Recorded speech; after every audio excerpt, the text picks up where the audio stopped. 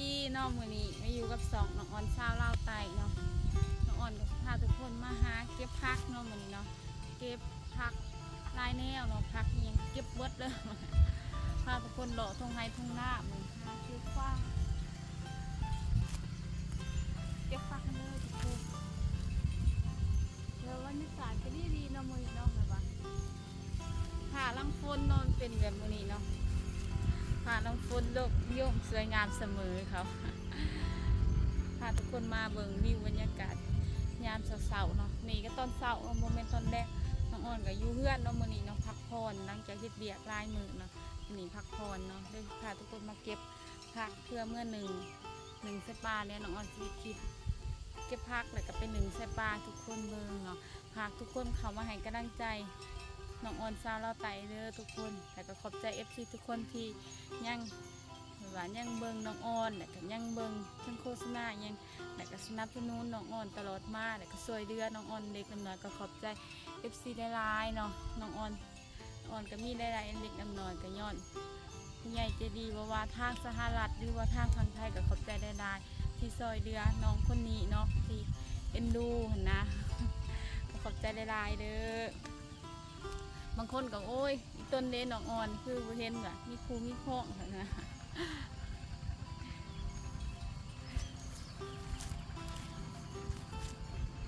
น้องอ่อนพาทุกคนมาเบิ่งวิวธรรมศาสตร์เนาะงามเนาะ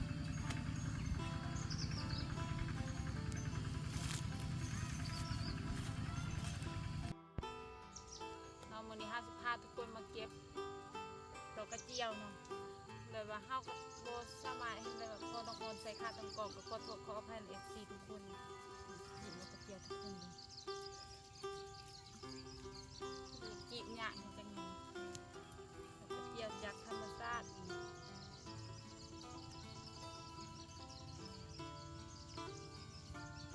หอมอยู่ได้เนาะเก็บดอกกระเจียวเก็บผักเลยเนาะมัน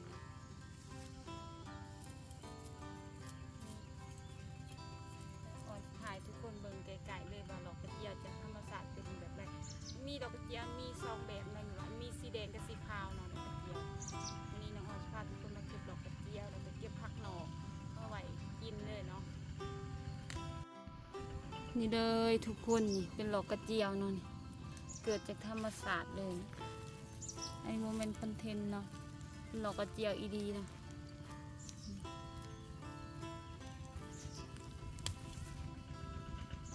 ดอกกระเจียวเกิดจากธรรมชาติมือจันไอเป็นดอกกระเจียวสีขาวเนาะปกติมันจะเป็นสีแดงเนาะทั้งวันมันเป็นหมูเราถ้าเจอดอกกระเจียวสีขาวกับเจอสีขาวหมดเนาะถ้าสีแดงก็เป็นสีแดงหมดเลยเนาะประมาณนี้ดีทุกคนดอกนึ่งเนาะทุกคนเห็นอยู่มันเกิดตามป่าหญ้าเลยดอกกระเจียวเนาะดอกกระเจียวนี่กระเมนดอกนึ่งนี่นะดอกกระเจียวคือกัน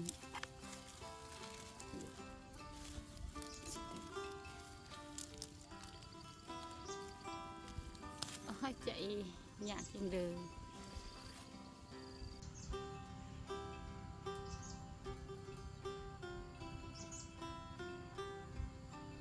แล้วไหล3 ดอกค่ะดอกกระเจียว3 ดอกกันตามหาดอกที่4เนาะรุ่นแล้วน้องออนกับบริเฮ็ดคลิปเนาะ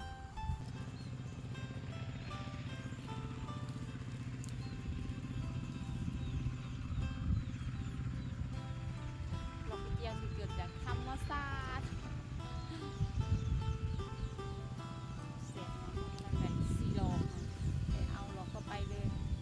ยาสัมผัสทุกคนสัมผัสจากกับธรรมชาติเนาะมื้อนี้ทุกคนว่าทุกคนสิอยากสัมผัสอยู่เนาะโคตรธรรมศาสตร์เลยลมพัดเย็นเจอยๆเนาะมื้อนี้อากาศดีเนาะมื้อนี้เนาะน้องออนก็เริ่มมาเห็นคลิปให้ทุกคนเบิ่งเนาะวิถีชีวิตของคนมันนอกมันนาประมาณนี้เนาะแต่ว่าขั้นเจ็บขั้นไข้ก็แม่นบ่มีหม้องไปเด้อเนาะอยู่ตามมันนอกมันนาก็ประมาณนี้เนาะ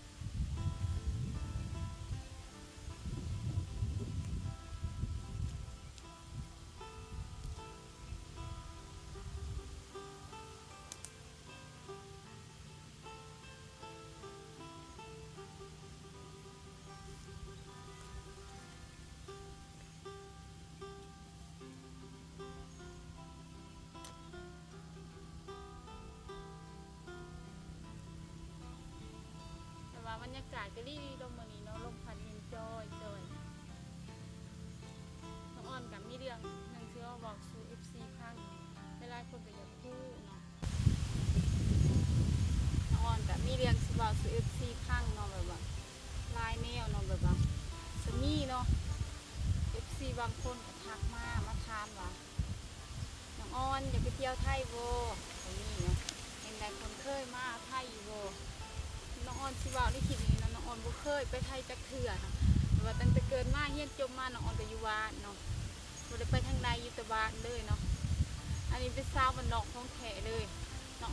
อ้อนอาจสิแต่งตัวเซ็กซี่หน่อยนึงเนาะตามสไตล์เนาะสาวบ้านนอกมันนะสาวบ้านนอกก็อยากเซ็กซี่คือกันเนาะสัตว์ใช่ปะส่วนลายเนาะน้องอ้อนสิอยู่บ้านเนาะแต่ว่าน้องอ้อนชื่อว่าย่ามนี้แล้วน้องอ้อนเนาะชื่อว่าแล้วประมาณเดือน1เดือน2ก็ลกมันแล้วลกมันแล้วเฮาก็ปลูกมันแล้วเนาะปลูกมันแล้วเฮาก็เสียหญ้าแล้วก็เฮ็ดให้เฮ็ดนาก็ประมาณนั้นเห็นหลายคนก็คอมเมนต์ถามน้องอ้อนเฮ็ดให้เฮ็ดนาคือผิวพรรณดีว่าซั่นสิแต่ว่าคือหน้าบ่มีสิวมีผ่านน้องอ้อนก็บ่แย่งตัวเองเนาะอย่างดีเนาะแบบว่าเฮาออกไปเลยเฮาก็นุ่งเสื้อแขนยาวใส่กุ๊บใส่หมวกอย่างดีอย่างเนาะคนบ้านนอกบ้านนาก็ต้องรักษาตัวเองเนาะเพราะว่าเฮาเป็นผู้แสบผู้สาวเฮาก็ต้องรู้จักหักเจ้าของเนาะก่อนสิหักคนอื่นเป็นเฮาก็ต้องหักเจ้าของตัวเองให้เป็นก่อน พอไล่น้องอ่อนกันยะพออยู่กันยะเนาะเห็นหลายคนก็ยังคอมเมนต์ถามเรื่องสแกลอยู่เนาะน้องอ่อนก็ไม่ได้สิตอบจังได้เนาะสแกลเรามีคนมา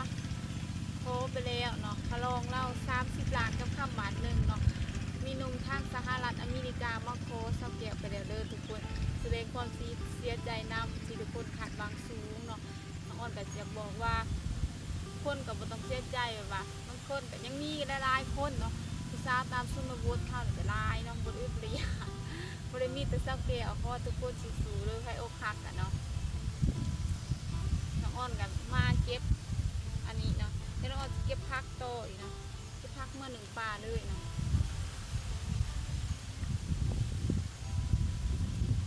เสียงน้องอ้อนอาจจะบ่ชัดเจนก็ขอโทษขออภัยในFCหลายๆหรือบางคนอาจจะพังว่าน้องอ้อนคือเสียงเบาแท้บ่ได้ยินเสียงเนาะเพราะว่าน้องอ้อนบ่มีไมค์เก็บเสียงเนาะ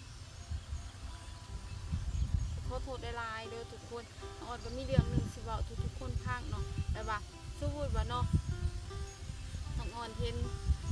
บางคนก็โรคจิตเนาะทักมาหาส่งรูปอันนั้นมานี่ส่งรูปแบบว่าส่งรูปอมุกอนาจารยังมาให้เบิ่งเนาะน้องอ้อนก็บ่มักเนาะแบบนั้นเนาะแบบว่าคันแบบว่าคันอยากทักมากอ่ะทักดีๆก็ได้ไม่จำเป็นต้องใส่แบบว่าแนวนั้นเนาะเฮาก็บ่มักเนาะคันเป็นเรื่องแนวนั้นเฮาก็แบบว่าคันแบบเฮาเป็นผัวเป็นเมียกันกับอีกแบบนึงอันนี้เนาะเฮาเป็นคนน้องอ้อนก็บ่จักสิว่าเนาะแต่ว่าบางคนน้องอ้อนบล็อกไว้หลายคนเนาะประมาณเป็น10เป็น20คนแล้วบ่จัก20-30คนแล้วบ่จักแบบว่าส่วนหลายมาแบบโรคจิตนะน้องอ้อนก็คิดญาติเนาะบางเทื่อก็จะนอนบ่หลับเนาะแบบว่าเฮาเจอแบบนั้นนะเฮาก็คิดญาติเนาะเป็นแนวนั้นว่าคันทักมาเว้าจ้าแบบปรึกษาน้องอ้อนยังมาเที่ยวซั่นสิไปเที่ยวใส่บางเทื่อน้องอ้อนก็ให้คำตอบบ่ได้นะน้องอ้อนบ่ฮู้เนาะเพราะน้องอ้อนบ่ได้สู่ไปเที่ยวทางไรเนาะอยู่แต่ว่าเนาะอย่าว่าแต่ไปเที่ยวเงินสิซื้อของกินอย่างเงี้ยเรื่องน้องอ้อนก็เลยบ่ได้สนใจดอกว่าเที่ยวบางเทื่อความสุขของคนเฮามันก็ซ้ำนี้ก็มีเนาะอาจสิบ่ร่ำบ่รวยเนาะแต่ว่าซ้ำนี้ก็มีความสุขอยู่เนาะน้องอ้อนก็หาเฮ็ดกินหาเฮ็ดให้ใช้หน้ากินบางคนอาจสิเรียกว่าอยู่ตามชนบทนี่ทุกข์ยาก อาบน้ำก็ไปอาบอยู่ห้วยยังอยู่ชนบทมันก็เดือดธรรมดาเนาะคือว่าทางในเมืองอาจสิเรียกว่าชนบทนี่ทุกข์ยากลำบากเนาะแต่สำหรับคนอยู่ในชนบทเองเขาเจ้าก็มีความสุขในแบบที่เป็นเนาะแต่ว่าเคยอยู่มายามแดงมากก็ลงไปอาบน้ำห้วยนั่นเซ่ตอนเช้ามากก็ไปให้ไปสวนจังซั่นนะแบบว่ามันเป็นชีวิตที่หมุนเวียนมาตั้งแต่ดึกดำบรรพ์เลยเนาะเฮาจะสิว่าเนาะว่าเฮาเคยอยู่แนวนั้นเฮาก็ต้องได้อยู่แนวนั้นเนาะแต่ว่าความเป็นจริงแล้วเนาะคือน้องอ้อนเฮ็ดคลิปให้ทุกคนเบิ่งก็ยอดวิวก็บ่ค่อยดีปานใดเนาะน้องอ้อนก็ มือลงมือบ่ลงเพราะว่าน้องออนก็บ่มีกำลังใจเนาะเฮ็ด YouTube ก็เงินใน YouTube ก็บ่ค่อยได้เนาะส่วนได้ก็เป็นเงิน FC ให้เล็กๆน้อยๆเนาะก็ขอบใจ FC ทุกคนที่ช่วยเหลือน้องเนาะก็ขอบใจหลายๆเนาะ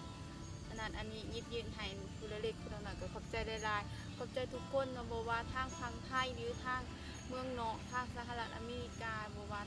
น้องอ้นก็ขอบใจหลายๆที่ช่วยเหลือน้องตลอดมาเนาะที่ให้กำลังใจน้องเนี่ยก็บ่ว่า FC โมเมนต์น้องอ้นสิความร่วมแบบ FC ทุกคนเนาะ FC บางคนก็บ่แบบว่ามักเว้าให้จังซี่เนาะมักเว้าว่าน้องอ้นเป็น18มงกอกมงกุฎเนาะน้องอ้นก็บ่เคยเป็นตัวเป็นตนผู้ใดเนาะบางคนก็เว้าไปสถิตเทเรนเนาะน้องอ้นคิดคอมเมนต์ได้ที่น้องอ้นบ่ถูกใจน้องอ้นก็นำออกขอโทษใน FC ทุกคนเนาะถ้าแบบว่า